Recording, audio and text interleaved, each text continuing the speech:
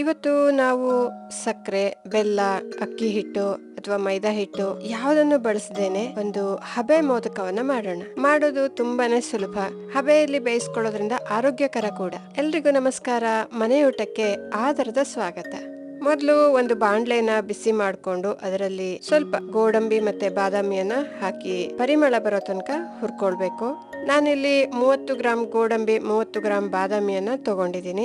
ಎಷ್ಟು ಮೋದಕವನ್ನ ಮಾಡ್ಕೊಳ್ಬೇಕು ಅನ್ನೋದ್ರ ಮೇಲೆ ಇದನ್ನ ತಗೊಳ್ಬಹುದು. ಇದನ್ನ ಸಣ್ಣ ಉರಿಯಲ್ಲಿ ಹುರ್ಕೊಳ್ಬೇಕಾಗತ್ತೆ. ಈಗ ಇದನ್ನ ಹುರ್ಕೊಂಡಂತ ಪರಿಮಳ ಬರ್ತಿದೆ. ಇಷ್ಟ ಆದ್ರೆ ಸಾಕು. ಇದನ್ನ ಸ್ವಲ್ಪ ತಣ್ಣಗಾಗೋದಕ್ಕೆ ಬಿಡೋಣ.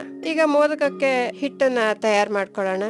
ಅದೇ ಬಾಂಡ್ಲೆಯಲ್ಲಿ 1 ಕಪ್ ನಷ್ಟು ನೀರನ್ನ ಹಾಕಿ, ಉಪ್ಪು, ಸ್ವಲ್ಪ ತುಪ್ಪವನ್ನ ಹಾಕಿ ನೀರು ಕುದಿಸ್ಕೊಳ್ಳೋಣ. ಈಗ ನೀರು ಕುದಿತಾ ಇದೆ. ಈ ಹಂತದಲ್ಲಿ ಇದಕ್ಕೆ 1 ಕಪ್ ನಷ್ಟು ಚಿರೋಟಿ ರವೆಯನ್ನ ಹಾಕೊಳ್ಳೋಣ. ಉರಿ ಸಣ್ಣ ಉರಿಯಲ್ಲಿರ್ಲಿ. ಚಿರೋಟಿ ರವೆ ಇಲ್ದೆ ಹೋದ್ರೆ ಉಪ್ಪಿಟ್ಟು ರವೆನ ಮಿಕ್ಸಿಯಲ್ಲಿ 1-2 ಸುತ್ತು ತಿರುಗಿಸ್ಕೊಂಡು ಸ್ವಲ್ಪ ಸಣ್ಣದಾಗಿ ಮಾಡ್ಕೊಂಡು ಹಾಕೊಳ್ಬಹುದು. ಇದನ್ನ ಗಂಟಾಗದೆ ಇರೋ ಹಾಗೆ ಚೆನ್ನಾಗಿ ಬೆರೆಸ್ಕೊಳ್ಬೇಕು. 2-3 ನಿಮಿಷ ಇದನ್ನ ಸ್ವಲ್ಪ ಬೇಯಿಸ್ಕೊಂಡು ನಂತರ ಒಲೆಯನ್ನ ಆರಿಸಿ 5 ನಿಮಿಷ ಇದನ್ನ ಮುಚ್ಚಿಡ್ಬೇಕಾಗತ್ತೆ. ಅಷ್ಟರಲ್ಲಿ ಹೂರ್ಣವನ್ನ ತಯಾರು ಮಾಡ್ಕೊಳ್ಳೋಣ. ಆಗ್ಲೇ ಹುರಿದು ಇಟ್ಕೊಂಡಂತಹ ಗೋಡಂಬಿ ಮತ್ತೆ ಬಾದಾಮಿ ತಣ್ಣಗಾಗಿದೆ. ಅದನ್ನ ಈಗ ಮಿಕ್ಸಿ ಜಾರ್ಗೆ ಹಾಕೊಳ್ಳೋಣ. ಅದ್ರ ಜೊತೆಯಲ್ಲಿ 2 ಏಲಕ್ಕಿಯನ್ನು ಹಾಕಿ ತರಿಯಾಗಿ ಪುಡಿ ಮಾಡ್ಕೊಳ್ಬೇಕು. ನೋಡಿ, ಇದನ್ನ ಎಷ್ಟು ಪುಡಿ ಮಾಡ್ಕೊಂಡಿದೀನಿ. ಈಗ ಇದಕ್ಕೆ ಸ್ವಲ್ಪ ಒಣ ದ್ರಾಕ್ಷಿ, ಸ್ವಲ್ಪ ಬೀಜ ತೆಗೆದಂತಹ ಖರ್ಜೂರವನ್ನ ಹಾಕಿ ಮಿಕ್ಸಿಯಲ್ಲಿ 1-2 ಸುತ್ತು ತಿರುಗಿಸ್ಕೊಳ್ಬೇಕು. ನೋಡಿ, ಇದನ್ನ ಈ ರೀತಿಯಲ್ಲಿ ತರಿಯಾಗಿ ಪುಡಿ ಮಾಡ್ಕೊಂಡಿದೀನಿ. ಈಗ ಇದನ್ನ ಒಂದು ಬಟ್ಲಿಗೆ ಹಾಕೊಳ್ಳೋಣ. ಇದಕ್ಕೆ 2 ಚಮಚದಷ್ಟು ಒಣ ಕೊಬ್ಬರಿ, 1 ಚಮಚದಷ್ಟು ತುಪ್ಪವನ್ನ ಹಾಕೊಳ್ತಾ ಇದ್ದೀನಿ. ಒಣ ಕೊಬ್ಬರಿಯನ್ನ ಪುಡಿ ಮಾಡುವಾಗ ಬೇಕಿದ್ರು ಹಾಕೊಳ್ಬಹುದು. ಇದನ್ನ ಒಮ್ಮೆ ಚೆನ್ನಾಗಿ ಬೆರೆಸ್ಕೊಂಡ್ರೆ ಹೂರ್ಣ ತಯಾರಾಯ್ತು. ಇದಕ್ಕೆ ಸಕ್ಕರೆ ಅಥವಾ ಬೆಲ್ಲ ಯಾವುದು ಕೂಡ ಬೇಕಾಗಿಲ್ಲ.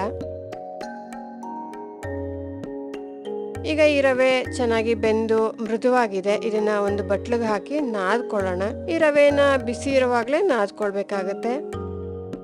ನೋಡಿ, ಇದನ್ನ ಈ ರೀತಿಯಲ್ಲಿ ನಾದಿ ಮೃದುವಾಗಿ ಕಲ್ಸ್ಕೊಳ್ಬೇಕು. ಈಗ ಇದರಿಂದ ಅಕ್ಕಿ ಹಿಟ್ಟಿನ ಮೋದಕ ಎಲ್ಲ ಮಾಡ್ಕೊಳ್ತೀವಲ್ಲ, ಅದೇ ರೀತಿಯಲ್ಲಿ ಉಂಡೆಯನ್ನ ಮಾಡ್ಕೊಳ್ಳೋಣ. ಉಂಡೆ ಮಾಡ್ಕೊಂಡ ನಂತರ ಇದನ್ನ ಒಂದು ಅಂಚಿನಿಂದ ನಿಧಾನವಾಗಿ ಒತ್ಕೊಳ್ತಾ ಬರಬೇಕು. ಇದನ್ನ ಅಂಚಿನಿಂದ ನಿಧಾನವಾಗಿ ಒತ್ಕೊಳ್ತಾ ಬಟ್ಲನ್ನ ಮಾಡ್ಕೊಳ್ಬೇಕು. ತುಂಬಾ ನಾಜೂಕಾಗಿ ಮಾಡ್ಬೇಕು. ಒಂದ್ ಕಡೆ ದಪ್ಪ ಅಥವಾ ಒಂದ್ ಕಡೆ ತುಂಬಾ ತೆಳ್ಳಗೆ ಆಗ್ಬಾರ್ದು ಇದು.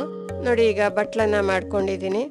ನಂತರ ಇದನ್ನ ಬೆರಳಲ್ಲಿ ಒತ್ತಿ ಈ ರೀತಿಯಲ್ಲಿ ಇದಕ್ಕೆ ಒಂದು ಆಕಾರವನ್ನ ಮಾಡ್ಕೊಳ್ಬೇಕು. ಇದು ತುಂಬಾ ಸುಲಭ ಕೂಡ. ಈಗ ಇದ್ರೊಳಗಡೆ ತಯಾರಿಸಿ ಇಟ್ಕೊಂಡಂತಹ ಹೂರ್ಣವನ್ನ ಹಾಕಿ ನಿಧಾನವಾಗಿ ಅಂಚುಗಳನ್ನೆಲ್ಲ ಒತ್ಕೊಂಡು ಈ ರೀತಿಯಲ್ಲಿ ತುದಿಯನ್ನ ಸ್ವಲ್ಪ ಒತ್ತಿದ್ರೆ ಮೋದಕ ತಯಾರಾಯ್ತು. ಮೋದಕದ ಅಚ್ಚು ಇದ್ರೆ ಅದರಲ್ಲಿ ಕೂಡ ಸುಲಭವಾಗಿ ಮಾಡ್ಕೊಳ್ಬಹುದು. ಅಚ್ಚು ಇಲ್ದೇನು ಕೂಡ ಇಷ್ಟು ಸುಲಭವಾಗಿ ಇದನ್ನ ಮಾಡ್ಕೊಳ್ಬಹುದು. ಇದೇ ರೀತಿಯಲ್ಲಿ ಎಲ್ಲ ಮೋದಕವನ್ನು ತಯಾರು ಮಾಡ್ಕೊಳ್ಬೇಕು. ಅಂಚುಗಳನ್ನ ಒತ್ತುವಾಗ ಹೂರ್ಣ ಮೇಲ್ಗಡೆ ಬಂದ್ರೆ ಅದನ್ನ ಸ್ವಲ್ಪ ಒಳಗಡೆ ಸೇರಿಸ್ಕೊಂಡು ಮಾಡ್ಕೊಳ್ಬೇಕಾಗತ್ತೆ. ಮೋದಕವನ್ನ ತಯಾರು ಮಾಡ್ಕೊಳ್ಳೋ ಪೂರ್ವದಲ್ಲಿ ಇಡ್ಲಿ ಪಾತ್ರೆಗೆ ನೀರ್ ಹಾಕಿ ಅದನ್ನ ಕುದಿಯೋದಕ್ಕೆ ಇಟ್ಕೊಳ್ಬೇಕು. ಈಗ ಇಡ್ಲಿ ಪಾತ್ರೆಯಲ್ಲಿ ನೀರು ಕುದಿತಾ ಇದೆ. ಇದ್ರೊಳಗಡೆ ಈ ಮೋದಕವನ್ನ ಇಟ್ಟು 5-6 ನಿಮಿಷ ಇದನ್ನ ಬೇಯಿಸ್ಕೊಳ್ಬೇಕು. ಮಧ್ಯಮ ಉರಿಯಲ್ಲಿ ಬೇಯಿಸ್ಕೊಳ್ಬೇಕು. 5 ನಿಮಿಷ ಬೇಯಿಸ್ಕೊಂಡ ನಂತರ ಉರಿಯನ್ನ ಆರಿಸಿ ಇನ್ನೊಂದು 5 ನಿಮಿಷ ಬಿಟ್ಟು ತೆಗೆದು ನೋಡಿದ್ರೆ ತುಂಬಾ ಚೆನ್ನಾಗಿ ಬೆಂದಿರುತ್ತೆ. ತುಂಬಾ ಬಿಸಿ ಇರೋದ್ರಿಂದ ಬಟ್ಲನ್ನ ನಿಧಾನವಾಗಿ ಎತ್ಕೊಳ್ಬೇಕು. ನೋಡಿ, ಬೆಲ್ಲ, ಸಕ್ಕರೆ ಯಾವ್ದು ಹಾಕದೇನೆ, ಅಕ್ಕಿ ಹಿಟ್ಟು ಯಾವ್ದು ಇಲ್ದೇನೆ ಮೋದಕ ಕೂಡ ತಯಾರಾಯ್ತು. ಈ ಬಾರಿ ಹಬ್ಬಕ್ಕೆ ಇದನ್ನ ನೈವೇದ್ಯಕ್ಕೆ ಮಾಡ್ಕೊಳ್ಳಿ. ತುಂಬಾ ಚೆನ್ನಾಗಿರುತ್ತೆ. ಮಾಡೋದು ಕೂಡ ತುಂಬಾನೇ ಸುಲಭ. ನೋಡಿದ್ರಲ್ಲ ಎಷ್ಟು ಸುಲಭವಾಗಿ ಇದನ್ನ ಮಾಡ್ಕೊಳ್ಬಹುದು ಅಂತ. ಈ ವಿಡಿಯೋ ನಿಮ್ಗೆ ಇಷ್ಟ ಆಗಿದ್ರೆ ಲೈಕ್ ಮಾಡಿ, ನಿಮ್ ಸ್ನೇಹಿತರ ಜೊತೆ ಹಂಚ್ಕೊಳ್ಳಿ. ಹಾಗೆ ಮನೆಯೂಟಕ್ಕೆ ಸಬ್ಸ್ಕ್ರೈಬ್ ಆಗಿ. ಇನ್ನೊಂದು ಅಡಿಗೆಯೊಂದಿಗೆ ಮತ್ತೆ ಬರ್ತೀನಿ. ಅಲ್ಲಿವರೆಗೂ ನಮಸ್ಕಾರ.